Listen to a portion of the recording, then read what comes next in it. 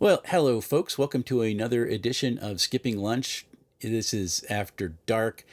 It, we could have skipped lunch and fasted all afternoon. There's that intermittent fasting thing going on right now. And I am really excited for tonight's stream because our guest, Glen Finney, asked to come on because he is doing something really cool that I'm going to let him talk about in a little bit. But it's something that it's a personal connection to me, and I'm really glad that I can support it in this very, very small way. But I am going to introduce you all to Glen Finney right now. Glen, say hello to the wonderful DM Tales audience. Hello to the wonderful DM Tales audience. Yes, you did the George Burns. It was very good. So thank you so much for coming on tonight. And I really enjoy starting off just letting folks kind of get to know you. Just a little bit, just with just a couple of questions. This is my version of the Colbert questionnaire. So one of the first things I like to ask people, because this is a peculiar hobby. It's a very unusual hobby. You like to go in. How did you first get into this wonderful and wacky hobby? What drew you into it? Well, it was about 1981, my friend, and I was probably about 10 years old, and I saw a cool game in the store, and my parents bought it for me, and I still have like one of the books That's left over awesome. from I that. got mine up here. Where is it? It's the Mold Bay. And I got it and I ran it for my friends. So my first experience of Dungeons and Dragons was as a dungeon master. Oh, really? Yep. I got it. Oh yeah. Yep. So beautiful. yes. So yeah, I ran it for my friends, and I think it was between like fourth grade or between fourth and fifth grade, and my very first adventure running as a dungeon master was the Keep on the Borderlands. Okay. And we had a blast. Very quickly transitioned to AD&D First Edition. Okay. And me and my friends, we'd take turns as dungeon masters. So no, I wasn't stuck as the forever DM. Okay. Back then, I sometimes would play a First Edition AD&D Ranger, and had a blast with that. My one friend, of course, it was the 80s, so like he had a character. We made a custom magic item, the glaive, basically from Crawl. So yeah. So it was a lot of fun. Had a blast in middle school playing, but we did a lot of other stuff. My D&D group was a little different. We would one day play D&D, the next day we would go out to a teen nightclub dancing. So we a little different. Yeah, we were a little different, but we had a lot of fun. It was great, So I really enjoyed it, and I enjoyed kind of digging into the mechanics. I mean, I loved like the charts and looking up, and we branched out. We went and played Shadowrun, and we played Gamma World. I've still got my Gamma World first edition books there. Oh, awesome. Oh yeah, that you could play with a mutant with two heads. What was better? It was the best. It was the absolute best. It was a lot of fun. Yeah. Then life got busier. So more went into lurker mode on role-playing games. Every once in a blue moon, I'd join in a pickup game, but I liked reading the books. So like I kept up, like when Vampire the Masquerade popped in, it's funny, I never actually played it until PAX Unplugged in 2024. Oh, really? Well, no, 2023. Yeah, I got into like a 3 series. We played like Vampire and Werewolf in the mini session, but I had read all the books and I had followed along with like the blogs and stuff because I thought it was interesting. So I would read a lot of the books as they came out. I remember when online stuff came out. Like I remember reading about Fudge when it first came out. I don't even know that. What's Fudge? That is the ancestor of Fate, my friend. Was it really? See, I've never actually explored Fate. Yeah.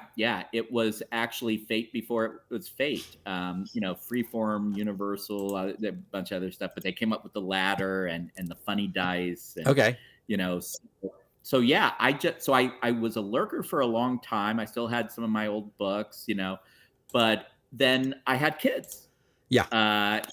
And when they got old enough to see books, they were like, "Oh, what's this?" And I'm like, "Well, we can crank it out." I taught my kids how to play first editions Dungeons and Dragons, heavily homebrewed, Yeah. but and like we pulled in the neighborhood kids. Like we Awesome. would have games at my house. Okay, this is in the early 2000s. We'd have a bunch of kids from the neighborhood, like 8 kids playing first edition AD&D. Okay, and I would run it for them, and we had a blast. So we kept playing as a family. Then about, I think it was about 2015, my oldest came to me, Star. She's got her own channel now and is doing some live place stuff on like Minecraft and stuff. Oh, But cool. anyway, she came to me and she's like, "I want to make the jump to 5th edition." Okay. I watched in the background, but we played with my old book. So I'm like, well, okay. And we did and enjoyed that. And then I branched out after that into some of the other great games going on in the modern scene. Got really excited about DC 20, which I've Okay. been active in the community and, just branching out. And then I kind of got, I had done enough home brewing and enough study that I kind of started to make my own game because everyone does. Okay.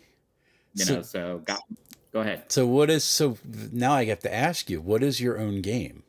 Did you finish it Yeah. yet? Is it out? Oh, it is not finished. It's very much in development, but I very tentatively started releasing versions of it, starting with Free Game Day this year. Okay, cool. Yeah, it's called Clever Cool Crazy. It is a universal system. It is feature forward. It's more narrative, but it's got a little bit of crunch to it. So it uses my patented, not really patented, but because you can't patent them, but dueling exploding dice system. So it uses D6s, Okay. but it's actually 0 to 5, and 5s explode. Okay. And everything is an opposed roll essentially, and basically you pick features. We made it simple that the common defaults are your name, your nature, your nurture, and your niche. And even your name is mechanical. That's like your reputation and your personal status, and your nature. Obviously, that's like if it's more biological, like if you're in a Neat. sci-fi or a fantasy session. So this is like a much more fiction forward style game. It is. It is much more narrative, much more fast action. You go seamlessly from things that are more, role playing to conflict to trying to achieve things to combat. I know there's been a lot of debate, especially with DAGGERHEART, about initiative versus initiative lists. Systems. I would say this game doesn't have a formal initiative program. Basically, you go with what makes sense for the scene, but because everyone in the scene might be affecting things, we actually go around and first ask, well, what are you doing? And then we all basically roll together. Oh. And then based off of the results, I call upon people to narrate sort of how it goes. And we have in this game a default that we go from the worst outcome to the best. Unless there's a narrative reason to do otherwise. So wait, you're doing narrative rollies. Yeah. Well, that's fun. With D6s that have a 0 on them. Yeah, I mean, it's very simple. You can just use a regular D6 and a 6 counts as a 0. That's fine. You can think of it as throwaway zeros and you keep 5s and they explode. So yeah, I think I started building this really in the early 2020s, during the pandemic. Yeah. Started with my kids as my play testers. They gave a lot of good input. And then I have a regular gaming group now that we actually started during the pandemic on virtual, a bunch of neurologists. We play Wednesday nights. I lost you. Yeah. There you're back. A couple of dementia doctors, movement doctors. Oh, good. Am I back? Yep, you're back. Yeah, and they've actually started playing. And in fact, I'm sorry. Did you miss anything? Nope, you're good. The neurologist you're playing. We're good. Yep. Yeah. And in fact, in preparation for page 3, and also to work out some additional mechanics and see how things go, they were very kind to agree to start a Clever Cool Crazy full-on campaign. and we had our first session last night. And yes, we're going to start by playing Keep on the Borderlands. Oh, that's awesome! And you're going to run this at page 3? I am. I am going to have one session every day. Okay. Thursday, Friday, Saturday, Sunday, and people can choose to play all 4. They can choose to drop in or out of one. And my plan roughly is, depending on the mix of, repeat players versus new ones. Yeah. It'll gradually increase to the Clever, Cool, Crazy version of level 1 through 3. Okay. As we go into the week and people can get deeper into the Caves of Chaos. Oh, you got to keep me informed on this. I would love to try to play this when I'm at Page. That would be awesome. Absolutely. Hey, it's already on the schedule, so as soon as you can get in, just grab a seat, And it's light enough we can do old school. I mean, I've got 8 seats. Oh, yeah, because you can do anything. Yeah, with old school, you're just like, I'm off. We're good. Yeah. That's awesome. And to be clear, this is definitely not old school. This is, different school. It's very different. Exploding D6s opposed rollies. Yeah. I'm loving it. That sounds really cool. All right. Wow. You blew my mind with that, because I was totally not expecting that at all. So that's great. Well, Wes, if you go on the playlist for RPGs versus AD, 2 of our wonderful volunteers who did live stream games, Bardic Aggravation and Avenue Studios, they chose to use Clever, Cool, Crazy for their game. But how did I miss that Avenue Studios did it? They're friends of mine. Like, I have to go I will go back and watch it. The gang are friends of all. They are the most wonderful people. If you haven't signed up and subscribed to Avenue Studios, do it yesterday. Absolutely fantastic. So they are absolute friends of mine. Dan Jacob, I am very sorry that Dan Jacob's probably running a game and Dan's probably streaming something right now. But and we have actually Jen, the blind bard, who is going to be one of the official interviewers at Page 3, is on and says, your system sounds so interesting. Dangar the Mighty says, that sounds awesome. So you got some fans in the chat right now. So I think that's pretty cool. Well, I will tell you, if you go to my channel, I have posted the Google file for public use. You can actually see the game in development. It is still very rough. It's not formatted. It's like the wall of text, still working a lot. I will tell you, the core mechanics are actually pretty solid. Okay. We keep fiddling with things on the edge to try and fine tune the math and get the balance right. Make sure so some versions I cut back, others I expand some features, and things like that. Gotcha. But in there, you can watch on RPGs versus AD, our playlist, and see some of these, and maybe you'll get inspired to also donate to RPGs versus AD. Yes, well, I have the donate link that's on the screen right now, which actually is there for my object permanence, so I remember to do it. But yeah, that just sounds really, really cool. And get me the link to make sure that I get your channel on there, because I'll put it in the channel description so that people can get to it when they go through it. Because that's really interesting. So other than this awesome system that my friends at Avenue Studios played, and somehow I just was distracted that day, what is your favorite system that you have ever played? Ooh, my favorite system that I have ever played. Okay, I'm going to go with the obvious answer first, and then I'll try and be more helpful. I think for a lot of people who get into game design, it's the game I designed. Right. Because it took all my passions and all the things that I loved and all the things that I was frustrated with, and it put it in. So we'll get that one out of the way. Yeah, I took that off the table. That doesn't count anymore. So. Absolutely not. So yeah, I love playing so many. I'm going to give a couple for reasons. Okay. I do love playing DC-20. It's funny because I've played with a couple different ideas for gaming systems, and just about the time, I was thinking like, oh, what could we do with 5th edition? Starting to like heavy homebrew some additional stuff. Like, could we add, Dungeons & Dragons, could we like add where the D20 roll matters more, and stuff like that. And I was working on all these things, and then I looked at Alan, the dungeon coaches, and like, okay, I'm putting out like the beta, and if I don't get if I don't charge you, I won't be able to do this, but check it out. And I'm like, checked it out. And I'm like, okay, point 4. It's like, I could see I felt him.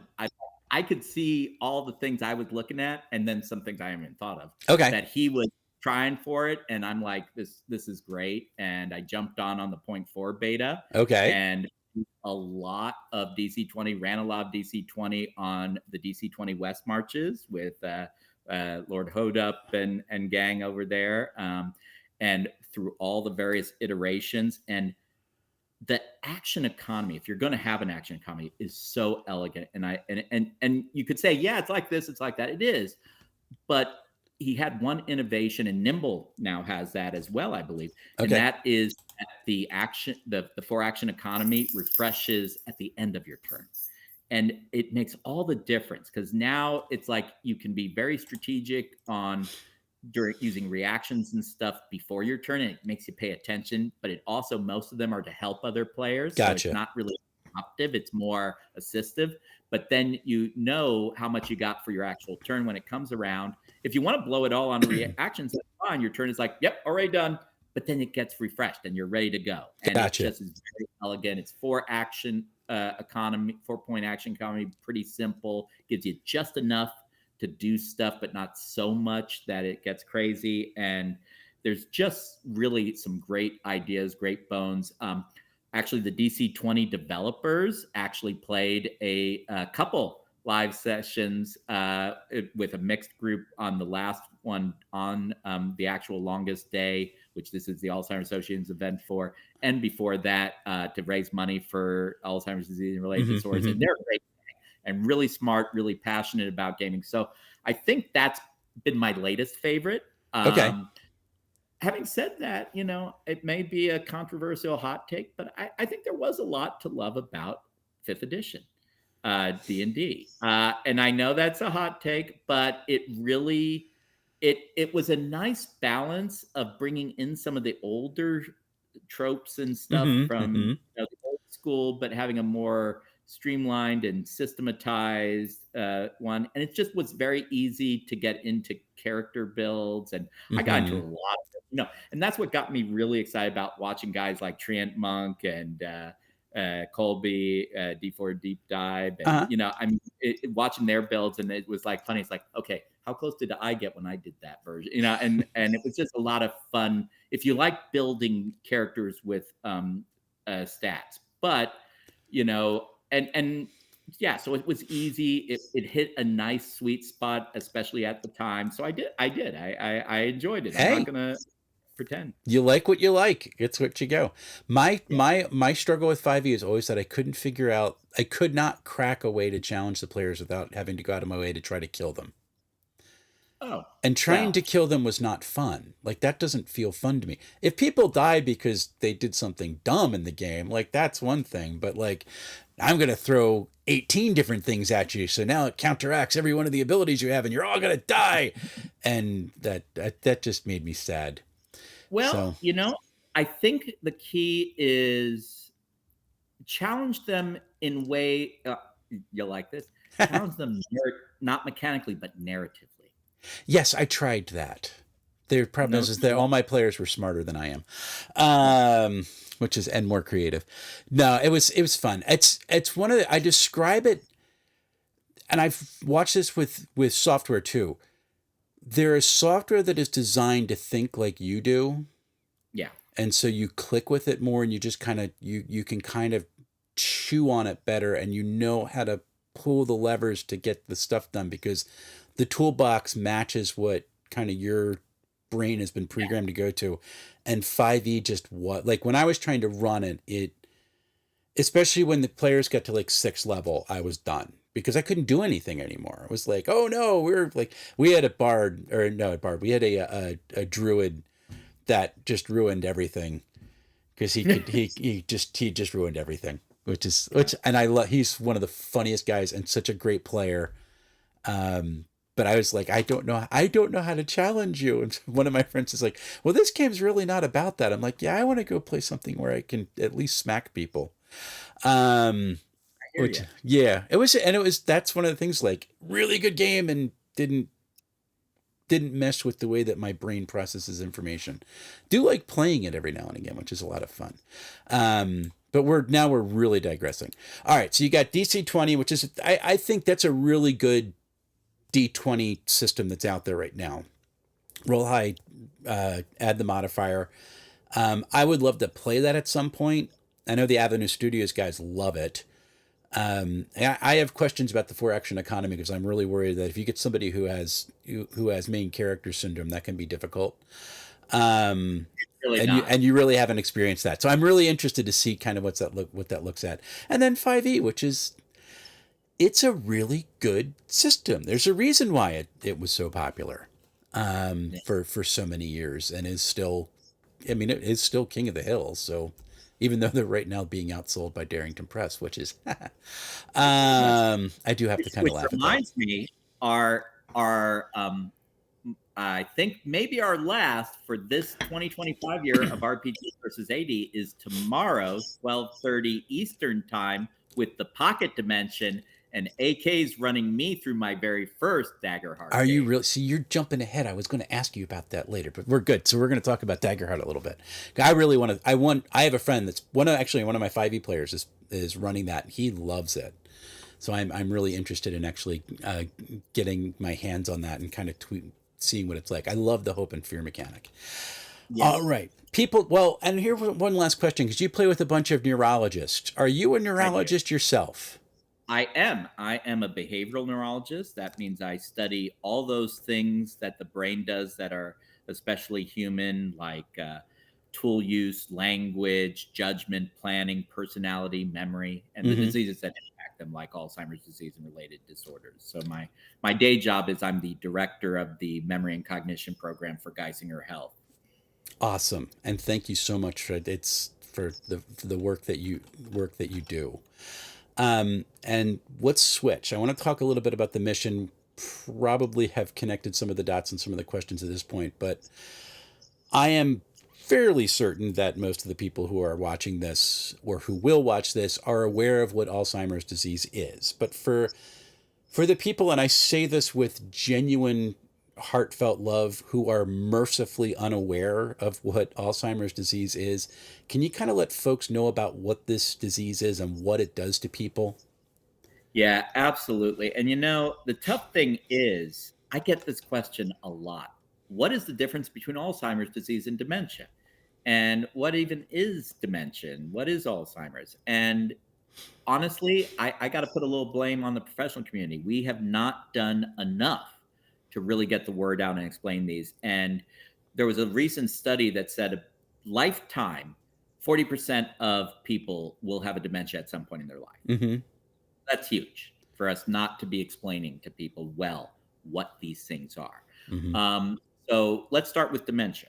What is a dementia? Dementia just means that you have bad enough problems in multiple areas of memory, thinking, cognition, that it really interferes with your real world function. That's all the term dementia means. Now, a closely related idea to that is what we call neurodegenerative conditions. So these are progressive disorders of the nervous system that progressively damages and then eventually kills nerves in the brain, neurons. Okay. So a lot of what we think of dementias are neurodegenerative dementias, of which, over the age of 65, the most common, but not by any means the only, form of neurodegenerative dementia is Alzheimer's disease. Gotcha.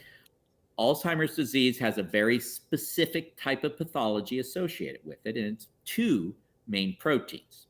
Beta amyloid, often just called amyloid, and hyperphosphorylated tau, often just referred to as tau, although other types of neurodegenerative dementias have other problems with tau. So, they all start to overlap and mishmash. It's very wibbly wobbly if we have any Doctor Who fans. This time you want me. Gotcha.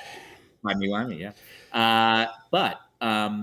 So the two main proteins for Alzheimer's disease are the amyloid and the tau, basically. Okay. Amyloid starts building up in brains at fairly early in your lifetime. There can be even a little bit of amyloid starting to deposit in brains as early as the 20s.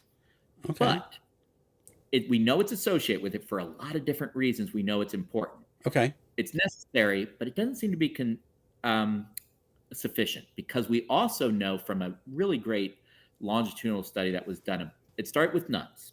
They donated their time to have progressive testing done throughout their life, and they all donated their brains on death so that we could understand natural aging in brains. Yeah. And then Wow. it eventually became the religious order studies, because the monks got in on the action, Okay. because it's They like were the jealous. nuns led the way. Yeah. Well, we needed to have some guys to counterbalance, right?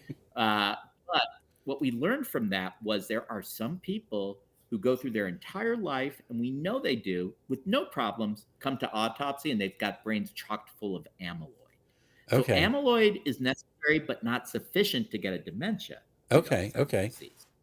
It seems like the second protein, the phosphorylated tau, that one may be the one that, you start with the amyloid, but then the tau starts to creep in. And there's reason to believe that the amyloid is triggering the tau. Okay. And then once that starts, that's in the cells, and that starts really damaging them. And we see where the shrinkage in the brain, the parts affected are, it's where the tau is. And where we Okay. see the actual real world symptoms and problems, it's where the tau is. It's hitting those networks in the brain. Okay. So, Alzheimer's disease, most common form of Alzheimer's disease of dementia over the age of 65. Mm-hmm. By no means, though, is it the only.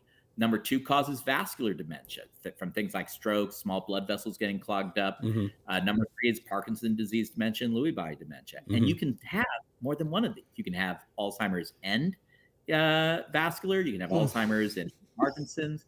It's like collecting trading cards as you get older. This is not the Pokemon game you want to play. No. No. Try and miss them all. Mm-hmm. And that's what we're trying to do. We do a lot about teaching brain health and prevention, because it turns out there's a lot of things you can do to help protect your brain from Alzheimer's disease and related disorders, other dementias, Mm-hmm. with diet, exercise, keeping intellectually active, like playing role-playing games. Actually, we even have one of our neuropsychologists who's a gamer who's looking into using gaming for therapeutics in our dementia population. Gotcha. We keep socially active, like socializing with your gaming group. Mm-hmm. See where I'm going with this? You want to also make sure you're treating and correcting vision problems, hearing problems. Hearing aids are important for brain health.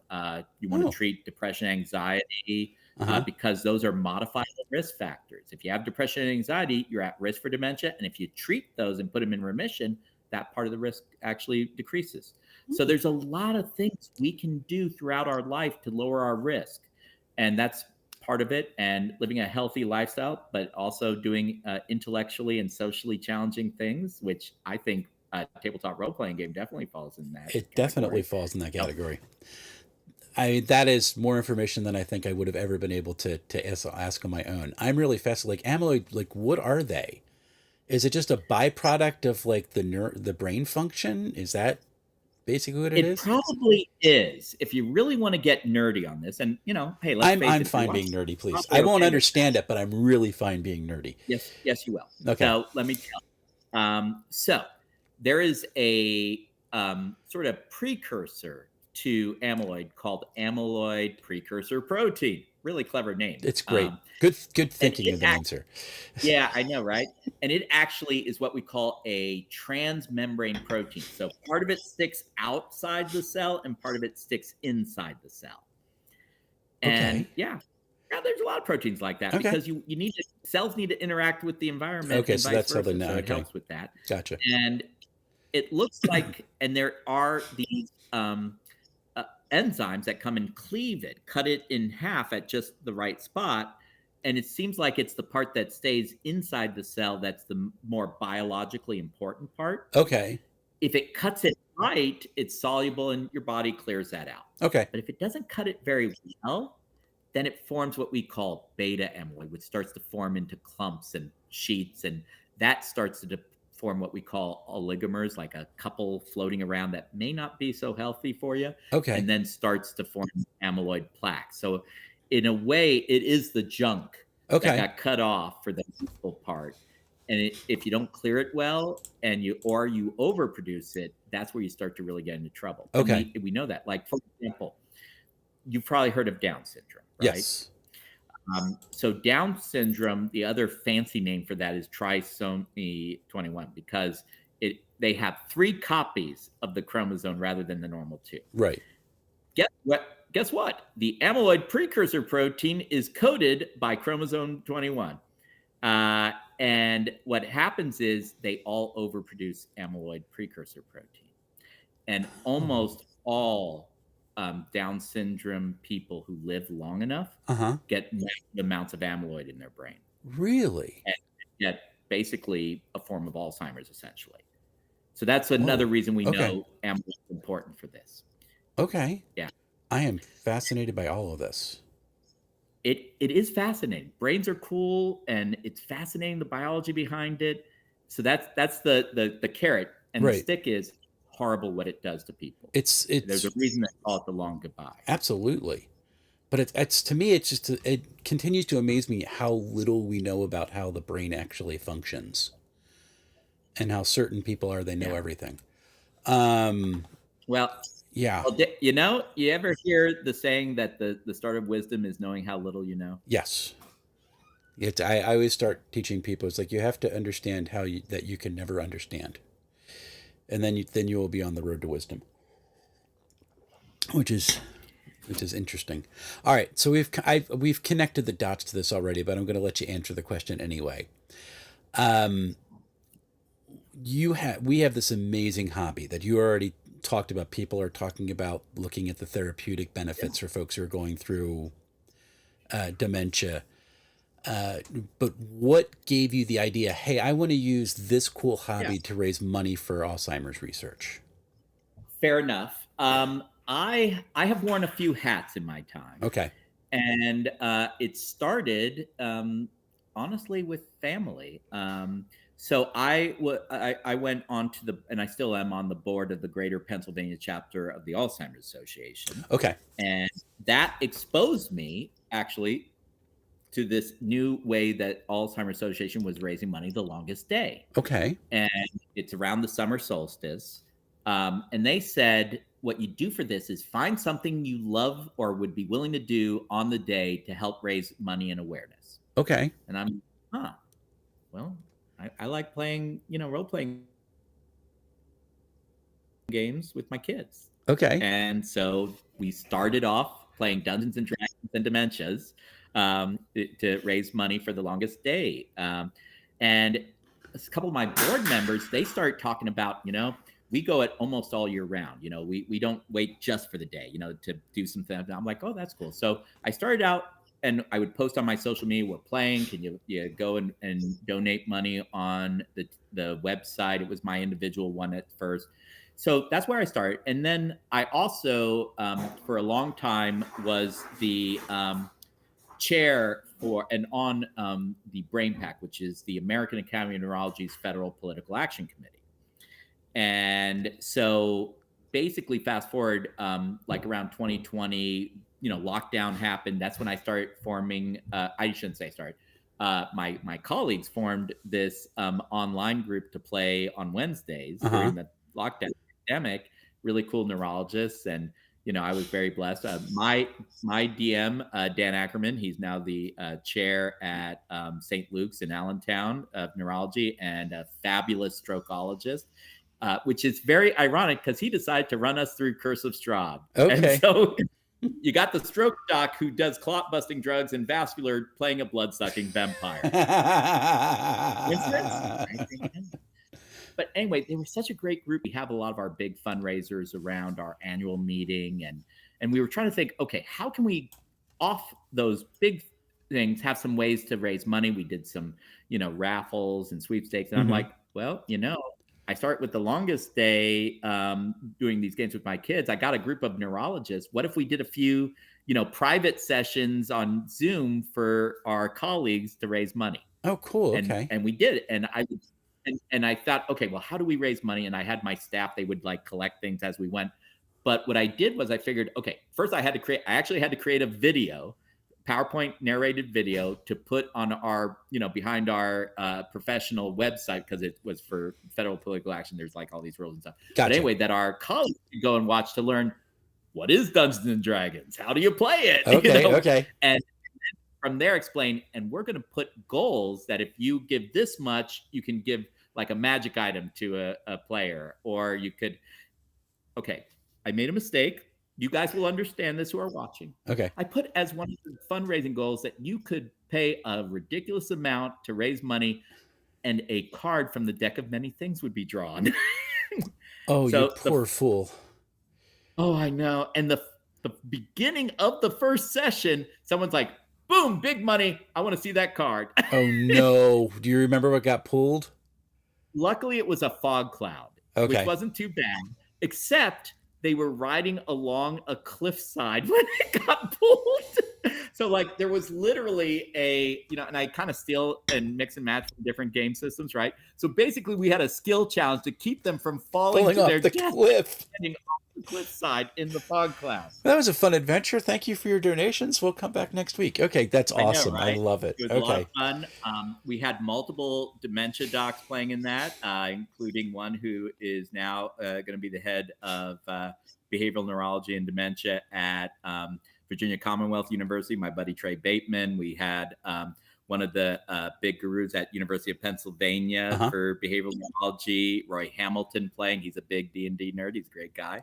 I loved it. He played a atheist paladin. He was very like strong against the gods. That was his oath. It was very interesting take, because people usually say, oh, well, you're playing the god guy, but he wanted to go against the grain. It was a beautiful character, and had other, Dan Ackerman was there, and we had Idisham Haq, who is head of movement disorders down at University of Miami. Oh, cool.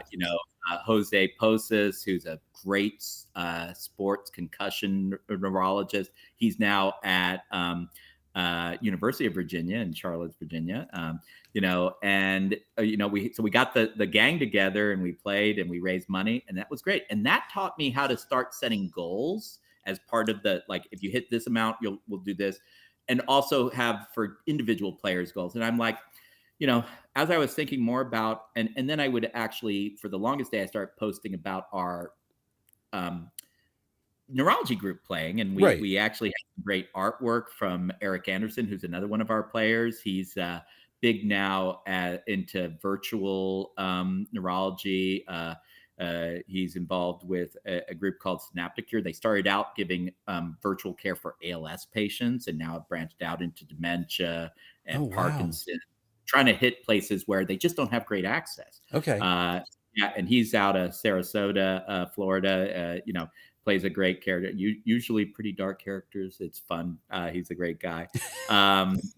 He's your best friend necromancer. That's all I'll say. Best friend necromancer.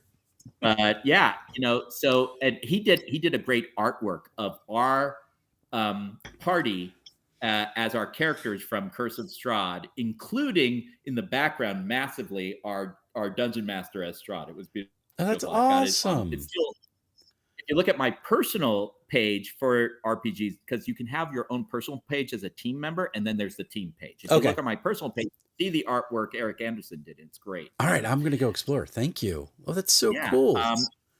So basically, from all of these experiences, I'm like, okay, what if? And then I got more involved online, because I think especially because of DC20 and Alan, the dungeon coach.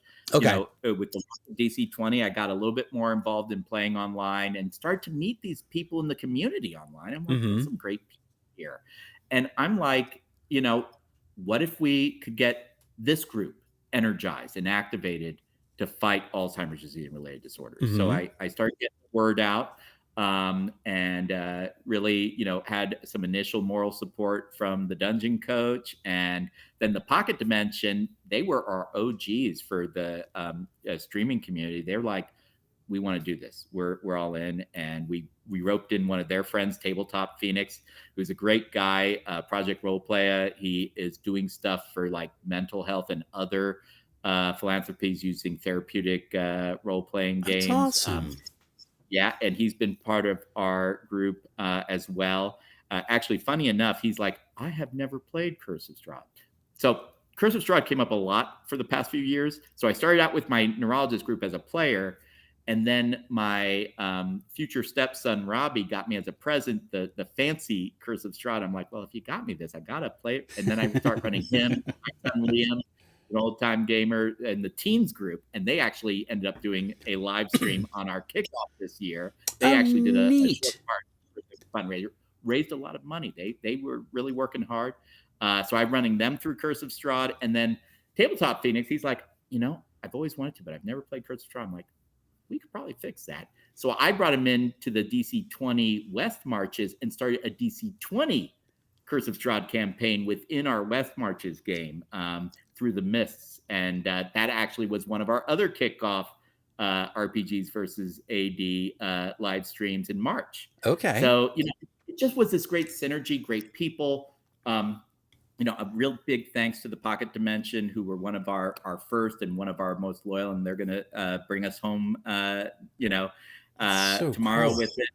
I love how it's spiraled out in this really neat way. Or not, I mean, not Yeah. even spiraled. It's just kind of like made these connections that almost like a neural map.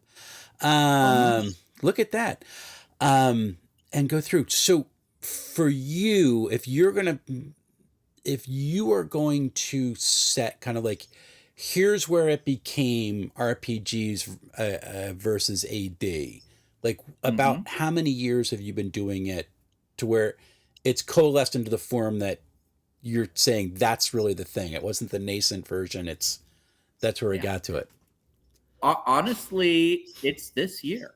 Oh, cool. Last year, 2025, it was DC 20 versus AD, and it was great. Gotcha. But then I realized a lot of people are doing a lot of different games, and there's a lot of people who might want to be involved. And as much as I love DC 20, and many do, that may not be the best fit for their gaming table or their group. But I was like, but they still should be able to support the cause. So that's where I said, we need to expand this. It needs to be the whole RPG community, no one game, no one group, because these diseases are terrible. They touch so many of our fellow role players, and there's a lot of crossover. I think especially online and the Discords on Twitch and YouTube, a lot of people, they may start out with a core system, but they often start to dabble and branch out, and it's fun trying out different systems. So I wanted to capture that energy and open the doors. I wanted to be inviting. So that's when I'm like, okay, for 2026, I'm sorry, 2025. Yes, we're not 2026 yet. Yeah. Right. I want to blow open the doors. I want it to be open to all game systems, all tables. We're doing RPGs versus AD. That's we'll awesome. Still have a big place in our heart for DC 20. And we've done a lot of DC 20, but I wanted to open it up. Got real excited about it. Then, honestly, it was actually Professor Dungeon Master. I was at PAX Unplugged, and I briefly talked to him. That was back in 2023. Okay. I was at PAX Unplugged, and he was very nice. I was talking to him a little bit about DC 20 and his system, Deathbringer, and he's like, if you really like game systems and stuff, this page, Philadelphia Area Gaming Expo, it's really good. You should check it out. I'm like, oh. And I actually had plans for that weekend, but they fell through all of a sudden. And I'm like, all right, I'm going to Page. Professor Dungeon Master said to do it, so I'm going to listen. Incredible experience. It's really neat. It's a great little convention. It really is. It was great, gem. And again, another philanthropy. Ron runs it to support, an important fundraising effort for, people who were the pioneers in this industry, who at a time when, support for being retired wasn't so great. Yeah. And really, it's to take care of our founding fathers. And, so Ron, if you see this, good job. And, so I went there, and there were so many people who I recognized from YouTube and on community. And I started telling them about this as well. And, got some connections there. Bob Worldbuilder gave us a shout out on his YouTube channel to promote it. That was great of him, and had a few other people mentioning things, letting me slip into their Discords to promote it. And, that was, again, trying to branch out and get more and more people involved. And, we did have groups like Bardic Aggravation. They start getting interested in the process and said, hey, Glenn, you do some great stuff. I actually did some DC D&D to DC 20 conversions for them for their upcoming campaign. That's going to be fabulous. Okay. Based off of Moon. It's going to be awesome. They're like, well, you're doing this RPG stuff. Yeah, we're in, man. And they were great. We played Clever Cool Crazy with them. And it just, you just kept running into more and more people who wanted to be involved. And it usually was more of a scheduling issue rather than a will issue, but we got a lot of people involved. I still do like D&D. I like some of the old school genre, and I still like the 9 alignment. See, I'm actually like I'm sitting here smirking, going, one of these days you just have to throw people for a loop, and like we're gonna play Curse of Strahd, and just go back and play like AD&D Ravenloft. And just like blow their minds. Like, what happened? What's going on? I'm like, no. Like this is Descending Armor Class. Welcome to the old world. I remember. It wasn't as hard as you folks think. It was not as hard. Ascending Armor Class is better, but it was not as hard. It was okay. I do miss my charts. I know, right? It's ridiculous. It is better that I can keep most things in my head and don't have to constantly flip to a chart. But I did love the hit matrix, My favorite table of all time. Now we're like completely nerding out, right? But my favorite table of all time is in Gamma World First Edition, where it's like to hit your tech level of your weapon versus AC, and I'm like, oh, that is so cool. And actually my first my first retro clone style game was Mutant Future, which is kind of like an updated version of Gamma World. I'm like, and one of the things I said in the review is like, but they don't have like the tech level versus the armor class, because I was so used to that thinking. That thing is stuck in my brain for like 30 years. There was a lot of good stuff in that original Gamma World. That was so cool. It really was. Oh my God. I actually I went to my local used bookstore and I found the second edition box. Yeah. So one of these days I'm going to do an online creation of a character. Because it's just first edition cleaned up a little bit. But yeah, really, really cool stuff. All right, now we're nerding out and going some way off into the woods. Yeah. No worries. Come back. We're here. So this year you are raising money. This is so you're saying this is the first year. This is the form. What's your goal for your fundraising this year? That is full form. Yeah, full form. Well, it's a sliding scale, because my goal is to set an achievable goal, and then when we meet it, we do a stretch goal. Gotcha. And right now, our current stretch goal is to raise $6,400 total. We are at $5,316. We just made our first milestone for tomorrow's game. All the player characters are going to gain 1 hope. Oh, cool. Just from the start, as you guys did that. And we've got some other things we're going to unlock. For our $5,600 level, I'm told our Game Master Extraordinaire, AK, will have a special encounter. Okay. If we hit the 6,000 mark, all the player characters gain a minor potion of healing or stamina, their choice. Okay. And if we hit the $6,400 mark, the ultimate goal, it's Fitz's revenge. Fitz was great. We had in our 2024 DC 20 versus AD session, which was set in the Grand Menagerie from the DC 20 West March, is my setting, which has a lot of old school call outs, by the way, buried in the Grand Menagerie. Gotcha. I often will pull one of my AD&D books out for added stuff in there. Uh-huh. But anyway, basically we were in a situation and her character had to sing, and I said, go ahead and sing. And she did for the cause. Fitz hates singing in public. I am sorry, Fitz. I promised I would never make her do it, but this is her revenge. Okay. If we hit the $6,400 mark, I have to sing in character a song of Fitz's choice. Oh, you don't even get to choose the song. Has Fitz given you some warnings? No. Oh, I can't. Oh man, I'm going to have to watch this. And that's okay. I hope you get to it.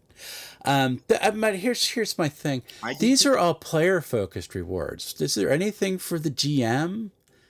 We can't give like $20 and give the GM like a fear or two. Actually, now that you mention it, there may be, because you can give during it. These are the whole group goals. Gotcha. But you can contribute and ask for things, I believe, and I believe AK will take those into consideration, including giving her some more fear. You can give this. You want to give the game master more fear. Feel it. I'm feeling it. Yeah, no, there are, and we have had other versions where there were things that we would mess with. Oh my God. During the teens Curse of Strahd stream, like one of their aunts was like, I will give this amount of dollar if you have that Vrock land on him. It's like, I will make that happen for that. That Yes. sounds good. That sounds very good. Oh, spoiler. That's okay. Sorry, Curse of Strahd spoilers. My upload is down. Has died, so I'm trying to bring it back. And I've started recording just in case we lose stream for this point. As I'm looking at my upload speed, I'm going, what happened? There we go. So I'm sorry, I'm a little distracted, but I love everything about what you just said. So we love when GMs get a chance to do a little bit of. We thank you for the bonus to make people's lives a little bit more tense. Yep. I don't know what's going on with my upload. So I need to check my internet connection. Dang it. So for this, we've mentioned it a couple of times, but just to make it official, what is the next time folks can watch an RPGs versus AD stream? What's the next time? You can see our penultimate live stream playing Daggerheart with the Pocket Dimension and Tabletop Phoenix and Glen Finney at 12:30 Eastern Time on the Pocket Dimensions channel. They've got the live stream link there. And you can also find the link on my channel, which is very cleverly named Glen Finney on YouTube. But anyway, and we have the whole playlist of all of the RPGs versus AD live streams on there. There's also a developing playlist of Clever, Cool, Crazy related streams, including, speaking of Avenue Studios, there was one time Jacob couldn't make it, and Michelle interviewed me for that. And we start talking about RPGs versus AD, then Clever, Cool, Crazy. I'm like, I got to play with them at Page Clever, Cool, Crazy because I slipped it in on the side. Okay. Here and there. And you didn't get to play. Do you want to play? And we literally went and did a Clever, Cool, Crazy session. It's very good for improv. In fact, oftentimes I will actually, what I'll do is I'll tell all the players, and I did this actually, I did it at PAX Unplugged. Okay. We did this. And I said to all the players, people didn't know each other even, I want all of you to write down one genre you would like to play in today and hand them up.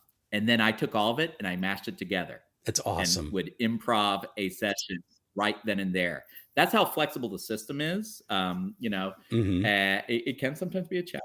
But, we have played like Indiana Jones style, modern fantasy with it. We've played basically Call of Cthulhu, Lovecraftian horror with it. I actually ran a couple of neurologist friends through that, where literally it's like, you are going to die. You have received the message that you are going to die. The question is, how and what do you want to try and accomplish before? We actually played it in a Lovecraftian version of Wilkes-Barre that was like getting winter flooding, and like there was all sorts of things, like they were getting trapped in a snowfield in a graveyard, like we're starting to freeze, like one guy's arm broke off. It was horrible. Wait, did you have a coal mine? You had to have a coal mine. It's Wilkes-Barre. There's no coal mine? No, but we did have a library. Okay, that's all right then. So we should have done, what? Missed opportunity, next version, coal mine. I'm about to say, you might have your residency card revoked. I just don't know what's going on there, but that's good. No, that sounds awesome. I am a transplant. I'm originally from Florida, but you went to school at Temple though, so you're okay. So we've done space opera with it, where people were playing multi-tentacled monsters and space cowboys, and we've done basically some Doctor Who homages. That's awesome. We've done classic Dungeons and Dragons style, like low fantasy, high fantasy. We've done a lot with it. We've done kaiju, we've done dragons, we've done mechs, we've done superheroes. Oh, that's awesome. And it just like, the way, going way back to the start, there's the way you described the way the system works. It screams like, "Hi, this is for Doctor Who," because it's just got that chaotic nature to it, and it's not about rolling high. It's about rolling high in conjunction to what this other person is doing and what the companion over here is doing, and then what the villain is doing. Absolutely. And the name is also the main mechanic. Yeah. So when basically in my game, everyone seems to have different names, and I think it helps to set the stage, right? So player characters are called protagonists, or pros for short. Okay. And basically the pros go around and they say, this is what I want to do. This is what I think are the features I have, because the main stats of a character are features. Right. Okay. Know? And you have a qualitative descriptor and a level next to it, which the levels go from 1 to 9. But higher level and really higher level, if you're playing within your magnitude, basically, if you're playing at human scale, that's all you need to know. Okay. But let's say you are playing where you have space battleships. They may be a couple magnitudes ahead of you, which means they're like times 100. Oh, okay. Still same scale. There's a way to do it easily to mix and match. Okay. But anyway, so you say which of your features apply. The highest is your base. You get a little assist from the other, a second one. Then you, based off of how you told me you were going to handle the situation, if I'm running the game as what we call game masters in Clever, Cool, Crazy, a revealer of worlds, or the row. Okay. I will say, your approach sounds to me clever, cool, maybe not so crazy, but clever and cool. So I'll give you those. Okay. And any of the other players can say, you know what, I think it's crazy because of this. And if they state it, okay, yep, we're adding that in, and they get an additional up to 3 points added on top even before they roll. Okay. And they do have another like meta currency effort. It sort of serves as our hit points, okay, our energy level, and a buffer. And if they can spend a number of effort up to the amount of clever, cool, or crazy they were rewarded to roll extra dice. And what you do is you keep 5s in the highest, because 5s explode. And if all of your dice you rolled are 5s, that means you got to roll another. And if that's a 5, you got to roll another. Yes, we've got some of that exploding action, easy D6 flavor a little bit, but you're only adding 5, so it's so easy. Because everybody knows how to add 5s. That's so cool. That was the point. I want it, if it's going to stack, I want the math to be easy. Yeah. Real simple. That's why it's a 0 to 5 instead of 1 to 6. Yeah. Mm-hmm. And if you roll a 0, it didn't really add anything. We have a consolation prize. Nowadays, what our latest version is, you get added some experience. Okay. Because you can't level up in this. Okay. And I do experience very simple. So you have a level, right? That's just a single digit. So the experience, it's 0.1, 0.2, 0.3. And then when you hit 1.0, guess what? You leveled up. Every middle school math teacher that has ever tried to teach decimals to a student is like now like somewhere in the corner of their bedrooms at night, they are weeping tears of joy, and they don't even know why. And it's because you created that system to do level ups. It's like, well, Dungeon Coach is a former math teacher, so hopefully he'll like that. That's awesome. That's right. All right, so I have to ask you though. So you're doing this game, and you are a neurologist. So as you're designing, like, what part of your background is kind of leaking into your game design? Yeah. The big thing is I'm trying to keep the cognitive load of the players and in this case, the game master, the row, down. Okay. So I'm trying to make the rules impactful and the features impactful, but very few. There's this old rule of thumb in behavioral neurology that for working memory, the rule is 5. It's 7 plus or minus 2. The average person can hold in working memory about, 5 chunks of information. Okay. And so I'm trying to keep the amount you have to work with as small as possible, but as impactful as possible. Gotcha. So that's a design feature. I'm trying to keep the math meaningful but simple. Okay. I want to hide the complexity so that you can focus on the story. So that's sort of another goal. So I'm trying to keep everything very explicit. It says what it means on the tin. And I also, using that chunking feature, instead of listing a whole laundry list of different features and stuff, I want to basically have the descriptors pull on your already existing knowledge, Okay. To inform it, and it depends on how genre savvy you are and what genre you're playing, right? But, if I had one of my other children, Alex, loves to play an Aarakocra. Yes, I know the old school people are like, oh my God, a flying rat. That's okay. And they actually based it off their appearance off a Dracula parrot. So very exotic. Okay. Very clever. And they call themselves Drac. But, so oftentimes when we play Clever, Cool, Crazy, they import their character from D&D, which is very easy to convert. Okay. And so Drac, it will have one of their features is Aarakocra, whatever level we have it at for that game. Okay. So basically, I don't have to give you a massive description of what an Aarakocra is. It's just, if an Aarakocra can do it, you can try it. If an Aarakocra can't do it, you can't use that feature. Show me another feature. Okay, cool. And you can do this. And I like to use a lot of pop culture references. Like, you could do a superheroes game and you can say, a mild-mannered reporter. We know exactly what you're talking about. That could be one of your features. Last Son of Krypton, that could be one of your features. So as Last Son of Krypton, if a Kryptonian can do it, you can use that feature. Okay. If they can't, you gotta show me another feature. So basically using meta knowledge to really put a lot of information in a very short descriptor. And there's a lot of games that are really forward thinking that have tried doing this sort of thing. So I again, nothing I'm saying is necessarily that original. As far as I know, the dueling exploding dice system is probably the most original feature I have, because I have not been able to find anything that uses quite that version. Okay. Like versions. But that's okay. We weren't going for original. We were going for fun. Yeah. Good. And like people have talked about a lot of, keywords for how they want their game to feel, and I think about MCDM and what eventually Draw Steel and their touchstones. For us, we wanted the games to be clever. We want clever catches tactical.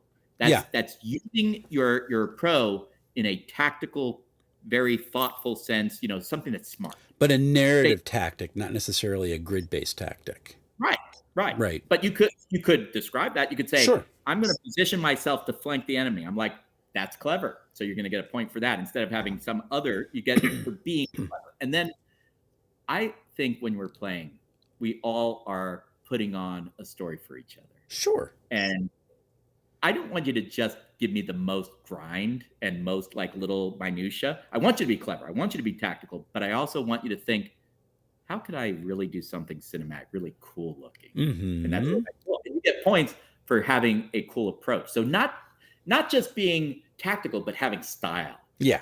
And then let's face it, we go some gonzo places with these games. And that's part of the fun of it is you're not locked down to just one idea and one trope. So, and to me, crazy captures out of the box thinking, divergent thinking. Clever is the convergent. That's the smart play that you would logically think of. Cool is just making sure you're doing it with style, panache. And yes. But clever is that out of the box creative thinking. In fact, we had a short period where I thought of renaming crazy to creative. Did some polls on it. People just love the crazy. So we're going to keep it because it captures some of that gonzo energy. And, and sometimes like literally, like if we're trying to go with a Lovecraftian trope, it may literally be, like crazy, but, but for cinematic effect, not for mental health, Right. But it just, and if you can hit all three, that's great. I mean, if you can do something that's smart and will look great and is really out there that I may not have thought of doing that, it gets mechanically weighed in this game. And it's one of the most important things you can do in the game. Glenn, I have several friends that need to play this game with you. All right. Like who will just run with it in all sorts of different directions, and I think we're going to have to do that at some point because I want to play this game, and and be More than Doctor one. Who. So, or excuse me, the Doctor. We can Um, set that up. we definitely do that. All right. The original article, you might say. Yes. So, I who's the Doctor? I'm the Doctor. Like the first one, the The one, Doctor. the Doctor. Um, Such a great show. Um, I was just getting into this latest Doctor, and he's gone. I know. The season 2 really started to hit a stride. I do think it was important for them to bring in some more writers with some fresh takes on things, and it really was getting very good. And you can Yes. see the seeds of what they were planning for season 3. And I am sad that they did not continue that thread along. I am But interested to see Billie Piper do the Doctor for at least. I guess she's doing it for a couple specials, which I think is a nice yeah, transition. I don't think anyone truly knows. It'll be interesting. That much I know. Yeah, I'm a Yep. big Doctor Who nerd. I've got the Cubicle 7 Doctor Who set. I played the Awesome. old FASA Doctor Who. Ooh, how is the Games. Cubicle 7 game? I almost picked that up a couple times. It's pretty good. It's pretty standard D20 overall, Okay. except for how they handle initiative order. That's really the magic sauce in Doctor Who. Yeah, because it's got to be chaotic. It's actually very clever and true to the style. Okay. Your order of action depends on what you're trying to do. Oh. And I believe, and I may get it, it's been a while since I played it and ran it, so I may get it messed up, but talkers go first. So talking That's goes a very, first. very doctorish, yes. Then running. People running go second. Run very Just fast. run. Yep. Hi, I'm the Run Doctor. for your life, Rose. I'm the Doctor. Run. Yes. So, yes. And then, nice to meet you, Rose. Run for your life. And then actors, so doing things, Mhm. other than talking and then fighting is last. Yes, which is all Doctor Who. Very good. Yeah. So Yes. they just captured something with that. And that I thought was a really clever way to do initiative order to capture the genre. They did it perfect. It really, and it does capture the chaos of Doctor Who, because the Doctor, being the talker, is this just free radical that bounces into these dramatic situations. It's so cool. I do have a question from chat, just to clarify for you. I know the answer, and we've already said it, but King Eric was late, so he wants to be. His name is King Eric, the greatest of all. Wants to know if you are a doctor of philosophy or a medical doctor, and you are a. I am a medical doctor, MD. Yep. So a neurologist, in fact, which is really cool. So here, go. Let's talk about Doctor Who for a bit, because I want to be geeking out about since this. We're going to, I will give a little intersection between my world and Doctor Who. Yeah. So one of the former presidents of the American Academy of Neurology, Casina, great friend, he is a big Doctor Who nerd. Okay. And he would follow me on Facebook and stuff. And for a while there, I got into going to a lot of Doctor Who cons. I still am. I'm going actually to Long Island Who in August. It'll be great. I need to do that at some point. Oh, it's a really good con. I highly recommend it, especially if you like classic Who.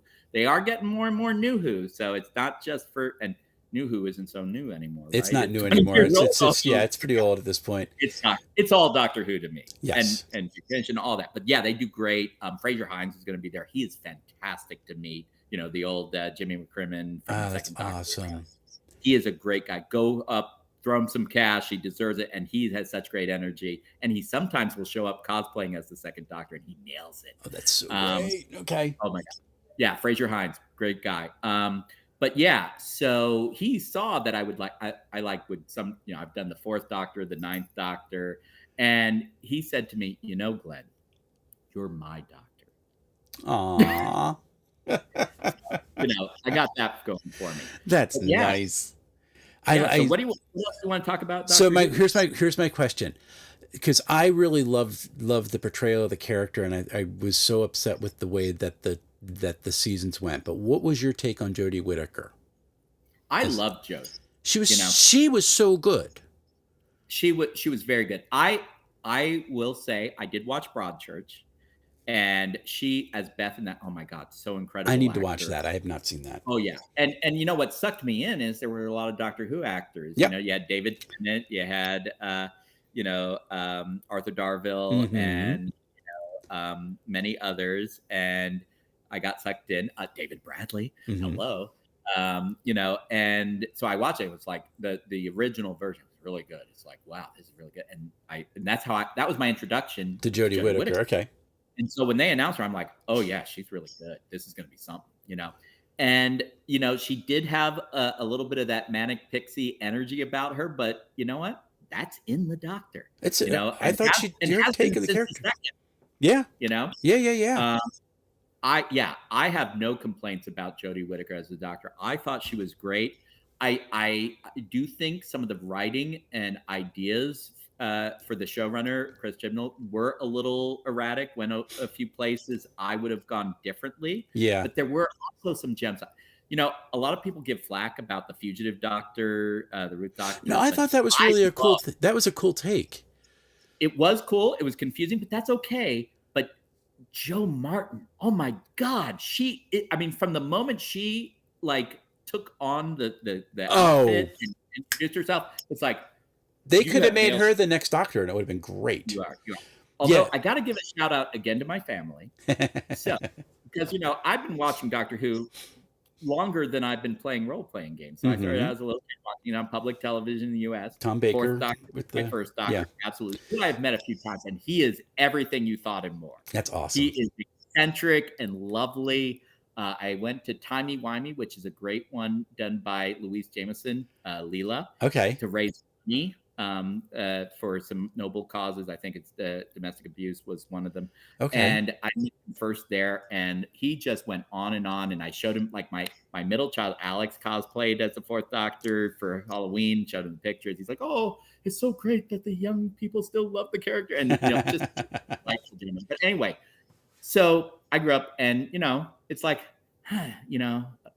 some people had started floating the idea of a woman doctor, and yes, we had the Curse of Fatal Death, which was fun, and Joanne Lumley. I love Ab, so that was great to see her in that. But anyway, my oldest daughter Star is like, no, the Doctor can definitely be a woman. I'm like, I mean, yeah, but just in terms of the mannerism and character, I don't know. And she's like, totally can't. And she went dead on into her acting out being the next regeneration of the Doctor as a woman. And she played out, and I watched it, and I'm like, oh yeah, the Doctor can be a woman. And later on, I was at a Comic-Con with David Tennant, and I told him this story, and he's like, that is so wonderful. And he wrote on my interview, to Sarah, the Doctor, Star's name is her first name. Yeah, so he heard about it, and of course, David Tennant's big friends with Jodie Whittaker, and so then we got her, and I'm like, yeah, no, I'm already in. My daughter prepped me for this, and she was so right. Awesome. Oh, that's so cool. Jo was great, and I thought Jodie did a great job, but she was I do think she was let down by the scripts. My whole thing is the best show or best episode of her run was the Rosa Parks episode, which was phenomenal. And my only critique of it was a Quantum Leap episode. I love Quantum Leap, which is a terrific show, but it's just different than the Doctor. That was my only my struggle with it. And you're right. You nailed it. I didn't think of it that way, but you're absolutely right. That's what it was. No, she's great. Bradley Walsh is one of her companions. He just was awesome. Who was Brad? Was Bradley the bus driver? The older guy. Oh my gosh, he was awesome. Because everywhere he went for that first season, there was a bus driver. Bus drivers talk. Yep. I was like, that's the greatest. That's the greatest thing. There was so much about it. The scripts and her last hurrah with that big chaos ending thing. I was like, but nothing happened. I don't understand. So it was. There was a lot of good parts in there, but just landing was hard. That was rough. All right, we have a question from chat that's asked specifically to me, but I'm going to pose it to you as well. I will answer first. Wes, Space 1999 or BSG 78 version? All right. So first answer of that is I like the BSG reboot a lot better. And then the second answer is I've never seen Space 1999, so I'm probably going to have my sci-fi card revoked. So I have to go by default BSG 78. How about for you? BSG 78 all the way. I loved Battlestar Galactica. Dirk Benedict, well, I also loved the A-Team. So later on, it was just great seeing him in both. And, Richard Hatch. I mean, they were just, and Lauren Green, and it was an incredible cast. It was just this weird sci-fi. I have to say, I think I just love almost anything Glenn Larson was involved making. Okay. And it turns out I got another friend who's like a Hollywood neurologist, and she knew Glenn Larson. Oh, really? And Okay. Yeah. She's great. She does some charity work and advocacy work as well. But yeah, anything Glenn Larson made around that time era, I usually got sucked into. But yeah, I love that. Don't get me wrong. I think Space 1999 had some really interesting, innovative, quirky ideas, and it was cool. It was definitely cool. But Battlestar Galactica, the OG always had my heart. I did love the reboot. It was very good. Yeah. And I love they had these little touches and hallmarks. But I loved in the reboot that the theme song for the colonies was the original, or the national anthem for the colonies was the original theme song. That was good. That was definitely good. So that was awesome. So I'm going to throw a 90s ringer. I love Babylon 5. Oh my! I was actually for the first 6 months of 2025, I was binge watching the first 4 seasons of Babylon 5 and was basically tracking our timeline by the Babylon 5. Like, we're currently in episode 23. That's kind of where we are. And then like I'd watch the news and be like, that's just way too depressing. That's just really, but season 3 of Babylon 5. Oh, yeah. And then when you realize that John Michael Straczynski wrote every episode of that season, and it is the greatest space opera that's ever been done, as far as I'm concerned. So speaking of which, you have heard the rumors that he may be angling for showrunner for Doctor Who. Well, I knew he left and went to England. He's trying to. That's word on the street. That's total rumor, and I have no inside information. That's no, you have Hollywood neurologists. You should know things. I want to know. Come on. Anyway, I will tell you, if JMS gets to showrun Doctor Who, that'll be something. I don't see how. My only hiccup with that is JMS, for being as a broad-minded person he is still very much an American coming in to try to run Doctor Who as a very British show. Would be an interest. I would love to see it. True, I would see that. But we should remember that one of the original fathers was a Canadian. So this is awesome. We're watching it now. We're on season 4. Blind Bard is watching Babylon 5. Season 4 also very good. So, and for me, it was amazing because, like, I remember seeing the pilot and I'm like, this is interesting. This is weird. And then, like, for a while, nothing. And then it's like, oh my gosh, it's the show that I saw that movie. I didn't know it was like a real pilot. I thought it was a TV. Mm-hmm. Like, oh my God, they did it. And I'm watching it and I'm like, the first scene, I'm like, at the first part, I'm like watching it. This is really interesting. They captured that like 50s pulpy vibe. And Jeffrey Sinclair looked right out of Central Casting. And I was loving the retro feel. And then as I'm watching the first season, I'm like, wait a minute. They're calling back to that. And wait a minute, that meant that. And as I watch, I'm like, oh my God, this is so much more than just a like nostalgia. The hints that they go for where Earth is going early on in the first season. And for folks who are like, listen, you can skip the first season and get to season 2 and you won't miss much, but you will miss all the underpinnings that get thrown. But don't. I will give people like, here's like 4 beats you have to get if you want to really understand what's going on in season 2. If you have to shave off a season, you don't have to do season 5. I did stop at season 5, but here's what kills me at season 5 is that you missed the end of Londo's arc. That is good. I'm not saying you shouldn't watch season 5. Right. I enjoyed season 5, but if you have to cut off one, that one's probably the least necessary. It's like an epilogue because they didn't know they were going to get we can't say because Blind Bard's watching it right now, so we can choose the season first. I won't say anything. So. All I'll say is they did not know they were going to get 5 seasons. They had it written out and planned for 5 seasons. Yep. but they thought they were only going to get 4, so they crammed a lot of stuff that was meant for season 5 into the end of season 4. Yeah. So it's not really the fault of the writing. It's that they didn't know they were going to get that last season. So then Yep. it was a little uneven, what otherwise would have been a master pacing, I believe. It really would have been. It was so it remains one of my favorite shows, and oh my gosh, how it holds up. And I feel a little blessed and a little sad when I remember this. I actually did get to meet Mira-Fallon Delenn. It was in the 90s. It was actually near King of Prussia. They had a little Comic-Con there with Babylon 5 and Star Trek Voyager cast members. Oh, wow. Kim Russ was there. He was great.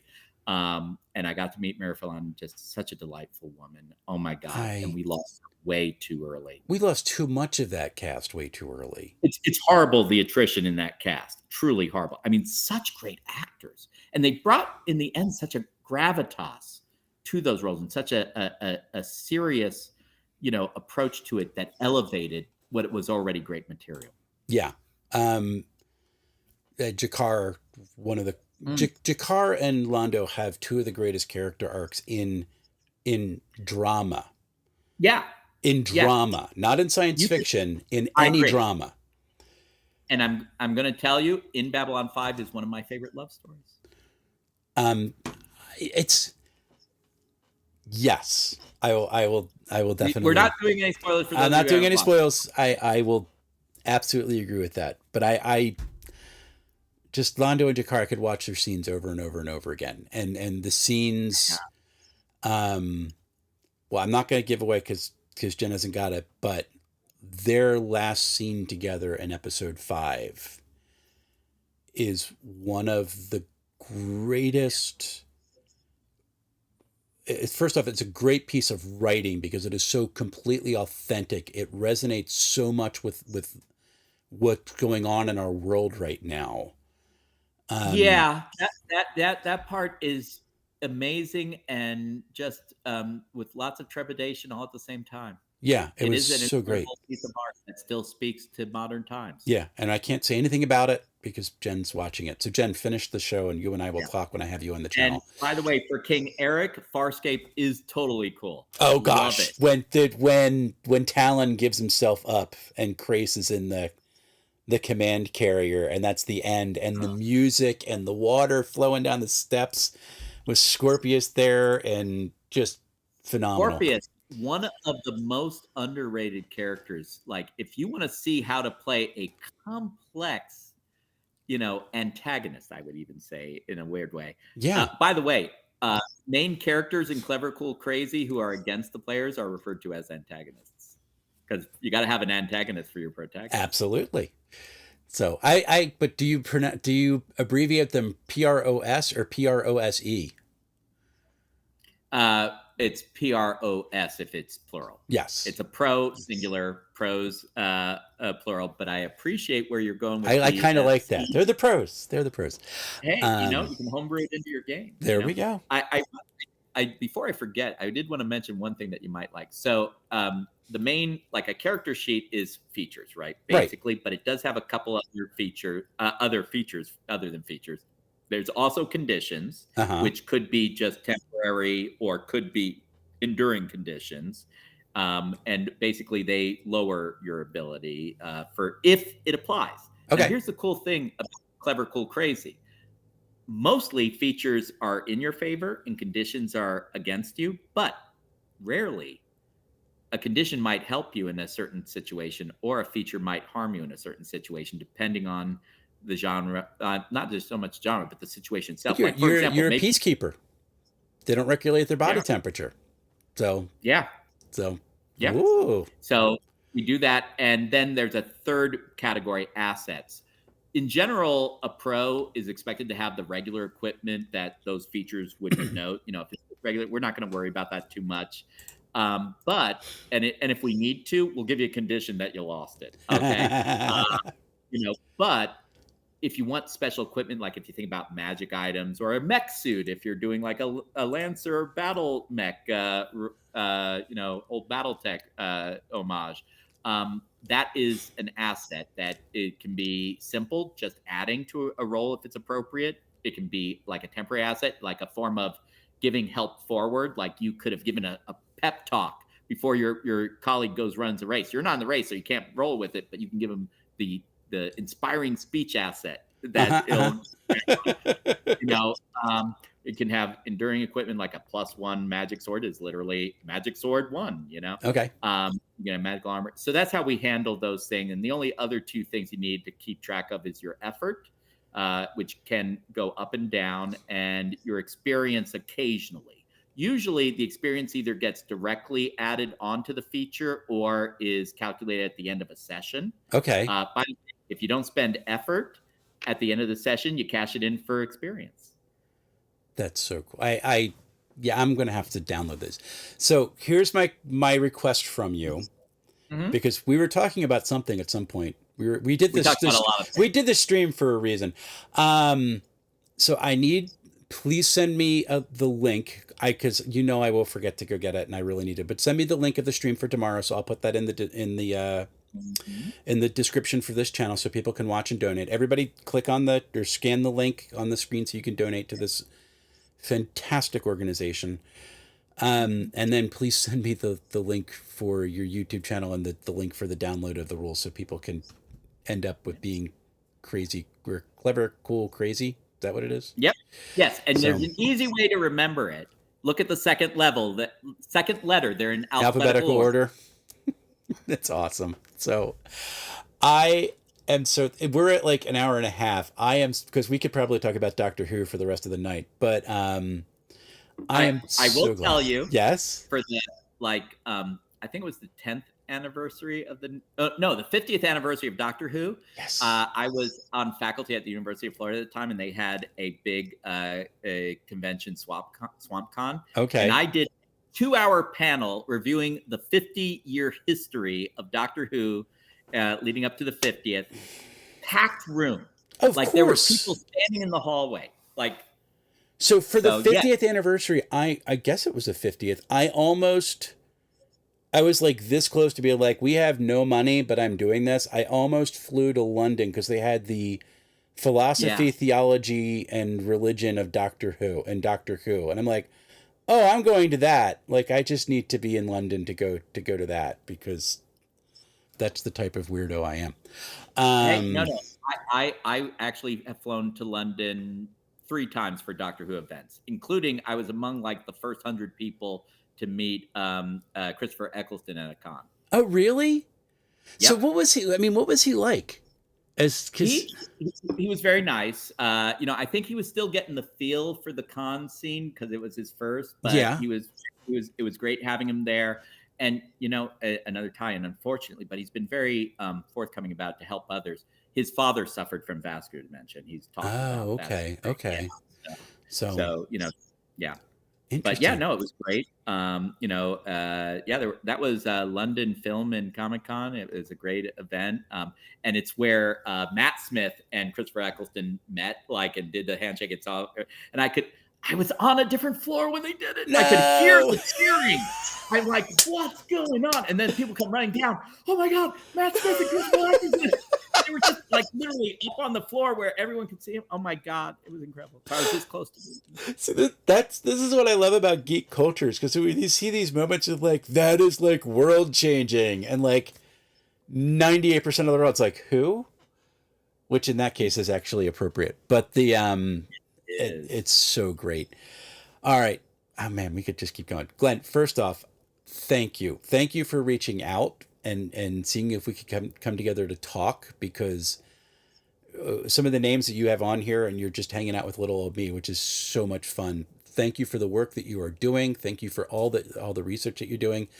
And with everything that's going on, and grants being cut and all this other wonderful things happening, the money raised is very important.